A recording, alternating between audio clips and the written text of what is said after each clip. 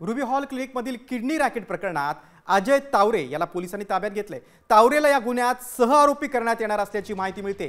Kidney racket प्रकरणाच्या तपासासाठी तावरेला 2 जूनपर्यंत पोलीस कोठडी सुनावण्यात आली। तावरे सध्या पोर्शे अपघात प्रकरणात गेल्या वर्षभरापासून येरवड्याच्या न्यायालयीन कोठडीत आहे। तावरेला यापूर्वी देखील तो ससूनमध्ये असताना देखील त्याची अनेक कामं संशयाच्या भोवऱ्यात होती। बघा हे नेमकं प्रकरण काय आपण पाहूया। अजय तावरेची किडनी प्रत्यारोपणात मुख्य भूमिका। तावरेला किडनी रॅकेट प्रकरणात सहआरोपी करणार। किडनी देणारे आणि किडनी घेणारे बनावट असल्याची या सरकारी डॉक्टर तावरेला माहिती होती। अजय तावरेनंच त्यांच्या मुलाखती घेतल्याचा आरोप होतोय।